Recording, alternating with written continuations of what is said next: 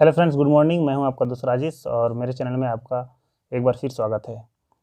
आज हम 2016 के टीटी में पूछे गए हिंदी प्रश्नों के सॉल्व पेपर लाया हूं और 15 प्रश्न हैं और सभी प्रश्नों को आंसर देना अनिवार्य है फ्रेंड्स।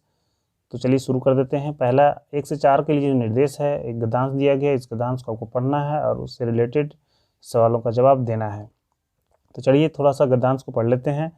पर्यावरण के प्रति गहरी संवेदनशीलता प्राचीन काल से मिलती है। थर्वे में लिखा है, भूमि माता है, हम पृथ्वी की संतान हैं। एक स्थान पर यह भी लिखा है कि वे पवित्र करने वाली भूमि, हम कोई ऐसा काम न करें जिससे तेरे हृदय को आघात पहुँचे।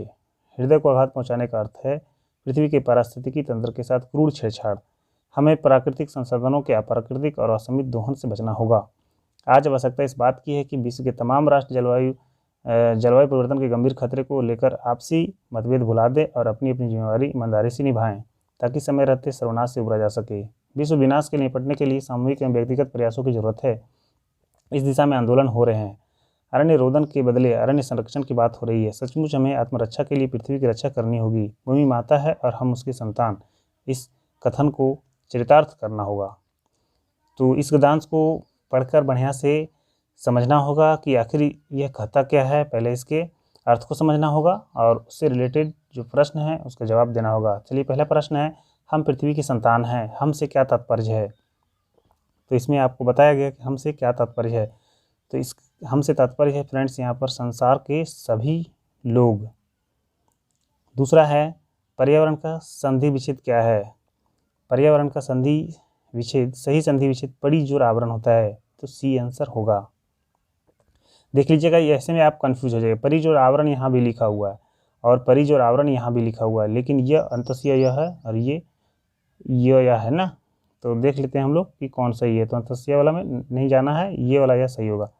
चलिए अगला, सर्वनाश से उबरा जा सके। उबरा का अर्थ क्या है। सर्वनाश से उबरा जा सके, मैं गद्यांश में आपको बताया था कि उसके अर्थ को पहले समझना होगा तब जवाब दीजिएगा, नहीं तो आप नहीं जवाब दे पाइएगा। तो उसके अर्थ को समझना। उबरा का अर्थ होता है बचा जा सके, ठीक है। तो इसका आंसर बी होगा। आगे है, गद्यांश में चरितार्थ करना का उल्लेख है, इसका आशय है बहस करना, सिद्ध करना, अपनाना और चरित्र चित्रण करना। तो चरितार्थ करना का उल्लेख होता है सिद्ध करना, यानी कि प्रूव करना है। 4 का बी होगा। 5वां, यहाँ पर 5वां छठा के लिए एक पद्यांश दिया गया है। एक गद्यांश में रहेगा, एक गद्य रहेगा, एक पद रहेगा। आपको 2 मिलेंगे ही, एक कविता एक कहानी। इस टाइप का क्वेश्चन आपको पढ़ना है और इससे बनने वाले प्रश्नों को हल करना है। तो इसमें चलिए पढ़ते हैं क्या लिखा हुआ है। उपयुक्त उस बल को न, उपयुक्त उस खल को न, यद्यपि मृत्यु का भी दंड है, पर मृत्यु से बढ़कर न जग में दंड और प्रचंड है। अतएव कल उस नीच को रण मध्य जो मारू ना मैं, तो सत्य कहता हूँ कभी शस्त्रास्त्र फिर धारू ना मैं। अथवा अधिक कहना वृथा है, पार्थ का प्राण है यही, साक्षी रहे शून्य वचन रवि शशि अनल अंबर मही। सूर्यास्त से पहले ना जो मैं कल जयद्रथ वध करूं, तो शपथ करता हूं स्वयं ही अनल में जल मरूं। ये लाइन फ्रेंड्स कहाँ से लिया गया है। ये लाइन आपको महाभारत की लाइन है। जब अभिमन्यु चारों तरफ से घिर जाते हैं तो यही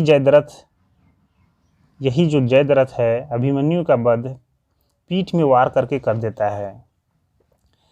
इसके बाद अब ये जो शपथ लेता है, ये कौन लेते हैं। यहाँ पर जो शपथ ले रहे हैं कि अगर मैं सूर्यास्त होने से पहले अगर उसको ना मारूं, तो ये अर्जुन शपथ ले रहे हैं। किसको मारूं, तो जयद्रथ को अगर वध ना करूं, तो शपथ करता हूं कि मैं अनल में, मतलब मैं आग में जल कर मर जाऊंगा। और ये शपथ सूर्यास्त से पहले लिए थे। तो इसमें ये कहानी छोटी सी मैं बता देना चाहता हूँ कि जब इसको पांडव कौरव लोग जयद्रथ को क्या किए, इस शपथ के बाद उनको छुपा दिए कहीं कि जयद्रथ ना मिलेगा और ना ही उसका वध होगा और अर्जुन खत्म हो जाएगा, स्वतः जल के मर जाएगा। तो उसमें एक खुशी की लहर बनी थी और पांडवों में एक समझिए चिंता की बात हो गई थी कि अगर ऐसा ना हुआ तो अर्जुन चले जाएंगे, तो फिर प्रॉब्लम क्रिएट हो जाएगी। तो यहाँ पर कृष्ण जी एक छल करते हैं और गेम खेलते हैं। उन्होंने क्या किए कि सूर्यास्त होने से पहले ही सूर्यास्त जैसे मौसम बना दिए, बादल छा गया, पता नहीं कि सूर्यास्त, मतलब लग रहा था कि सूर्यास्त अब हो गया, अंधेरा हो गया। उसके बाद चिता तैयार की गई, अर्जुन की चिता तैयार हो रही थी। वैसे में कौरवों में खुशी का माहौल था और पांडवों में बहुत गंभीर चिंता हो रही थी कि अब हम लोग युद्ध हार गए। तब जब देखे कि चिता तैयार हो रहे हैं, सूर्यास्त हो गया, तो जयद्रथ था, वो सोचा कि अब मेरा वध नहीं हो सकता है, तो आराम से मुस्कुराते हुए चिता के पास वो भी आ गए। और उसके बाद में फिर कृष्ण मुस्कुराए और सूर्यास्त अभी हुआ नहीं था, तो फिर बादल छट गई और सूर्यास्त जैसे होने वाला था, तब कृष्ण ने इशारा किया कि अब देखते क्या हो, अपना हथियार उठाओ और चलाओ। तब जाकर के कहीं जयद्रथ का वध हो गया था और फिर आगे युद्ध जारी रहा। तो इस तरह से ये कहानी एक कविता है और इससे रिलेटेड आपको जवाब देना है। तो 5वां सवाल जो है कि पार्थ की क्या प्रतिज्ञा है? दृष्ट को मारने की, जयद्रथ वध करने की, अस्त्र शस्त्र धारण न करने की, आग में जल मरने की। तो पहले जो प्रतिज्ञा थी वो जयद्रथ का वध करने की प्रतिज्ञा थी। यही अगर इसके बाद ना कंडीशन था कि हाँ हम आग में जल के मरेंगे, है ना, तो जयद्रथ वध करने की प्रतिज्ञा थी। तो इसका आंसर बी होगा। छठा है, रवि, शशि, अनल, अंबर एवं मही के पर्यायवाची शब्द क्रमशः है। रवि, यहाँ पर आपको सबका पर्यायवाची शब्द सेटलमेंट करना है। रवि का क्या होता है? सूर्य होता है, ठीक है। शशि का क्या होता है? तो शशि का मतलब होता है रात्रि होता है, तो रात्रि ए में भी है और रात्रि सी में भी है, ठीक है। अनल, अनल का मतलब क्या होता है? अग्नि होता है, यहाँ पर भी अग्नि है और यहाँ पर भी अग्नि है। अंबर का मतलब आकाश होता है, ठीक है।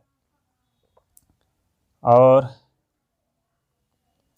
मही का मतलब पता होता है। यहाँ पर दोनों एक ही ऑप्शन दिख रहे हैं हमको, तो हाँ, तो इसका आंसर सी होगा, दोनों एक ही ऑप्शन है। खैर मिस्टेक होगा कुछ, सी आंसर इसका होगा, ठीक है। आगे चलते हैं। 7वां, भाषा का अस्तित्व एवं विकास समाज के बाहर नहीं हो सकता, यह कथन किसका है? तो यह कथन आपका ऑरोरीन का है ना। ऑरोरीन का है कथन है कि भाषा का अस्तित्व एवं विकास समाज के बाहर नहीं हो सकता।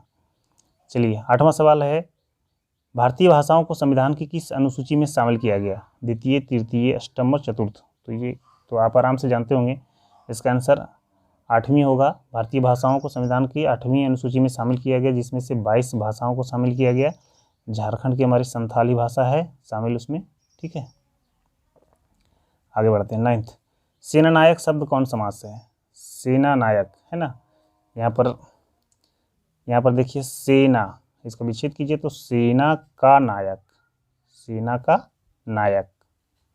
जब इस तरह से विच्छेद करने में बीच में अगर प्लस का चिन्ह आ जाए ना, का से, है ना, तो इस और, है ना, ये सब चीज़ें जब आ जाए तो उसमें क्या होता है ना कि आप तत्पुरुष समास होता है। आप समास पढ़ लीजिएगा, आपको समझ में आ जाएगी। तो तत्पुरुष समास यानी कि आंसर सी होगा। 10वां, अन्वेषण का सही संधि विच्छेद। अन्वेषण का सही संधि विच्छेद अनुजोड़ एसन, है ना, अनुजोड़ एसन होगा, सी आंसर होगा। 11वां, रचिता का लिंग परिवर्तन होगा। रचिता का लिंग परिवर्तन क्या होगा? स्त्रीलिंग क्या होगा? रचिती, रचित्री, रचितनी, रचिका। तो सही आंसर अगर रचित्री होगा, बी आंसर होगा। आगे है 12, मुसाफिर खाना किस प्रकार का शब्द है? यौगिक, युगरूढ़, रूढ़ और तत्सम। तो मुसाफिर खाना जो है वो यौगिक है। चलिए आगे है, चिकना घड़ा होना मुहावरे का अर्थ है। चिकने घड़े को सभी पसंद करते हैं। अत्यंत आकर्षक होना, निर्लज होना, चिकना बनाने के लिए घड़े पर तेल लगाना। तो सही आंसर क्या होगा? चिकना घड़ा होना कहने का मतलब है कि निर्लज होना, है ना। 14वां, गुणवाचक विशेषण युक्त वाक्य कौन सा है? मुझे मोहन को अभी भी 100 रुपये देने हैं। मुझे 5 किलो आटा चाहिए। यह भूखंड आयताकार है। यह गुलाब सबसे अलग दिखाई पड़ रहा है। तो इसका सही आंसर क्या हो सकता है? इसका सही आंसर है गुणवाचक विशेषण। गुण किसमें है इसमें, ठीक है। तो गुण यहाँ पर आपको देखिए कि भूखंड आयताकार है, ये सी वाले में गुण है, तो आंसर सी होगा। 15 सवाल और अंतिम सवाल, ढाक के 3 पात मुहावरे का अर्थ क्या है? विशेष जाति का पौधा होना, बाकी पत्तों को जानवर द्वारा खा लिया जाना, स्थिति ज्यों की त्यों रहना, और अंतिम है अनुपजाऊ जमीन पर ढाक होना। तो सही आंसर फ्रेंड इसका सी होगा, स्थिति ज्यों की त्यों रहना। तो ये थे फ्रेंड्स 15 सवाल। और आपसे मैं एक रिक्वेस्ट करना चाहूँगा कि जिन जिन चैप्टर से सवाल पूछे गए हैं वो चैप्टर आपको कंप्लीट कर लेना चाहिए। जैसे यहाँ पर देखिए मुहावरा से पूछा गया है, फिर अब विशेषण से पूछा गया है, यहाँ पर भी मुहावरा है। यहाँ पर देख लीजिए आप यौगिक रूढ़ यौगिक योग रूढ़ पढ़ लीजिएगा। फिर यहाँ पर स्त्रीलिंग पुल्लिंग से प्रश्न पूछा गया है, संधि विच्छेद है, फिर समास है ना। फिर आपको पॉलिटी से थोड़ा सा एक सवाल है, फिर ये बाल मनोविज्ञान से है, फिर आपको ये पर्यायवाची शब्द है, और फिर ये आपको गद्यांश और पदांश से। तो आपको हिंदी में तकरीबन इतने पॉइंट को कम से कम क्लियर कर लेना चाहिए। फिर एक वाक्य है, वाक्य में सुधियाँ आती है, संयुक्त वाक्य और सरल वाक्य है ना। तो इस तरह से आपको इतने चैप्टर कम से कम हैंडल करना होगा, सभी पर कमांड कर लेने होंगे आपको, तब आपकी हिंदी की तैयारी हो जाएगी। तो मिलते हैं अगले वीडियो में, और अगले वीडियो में आपको हम लेकर आएंगे बाल मनोविज्ञान जो 2016 के टीटी में पूछे गए हैं, उसके 30 प्रश्न लेकर आएंगे। तो अगर वीडियो मेरा अच्छा लगे तो फ्रेंड्स लाइक ज़रूर कर दीजिए।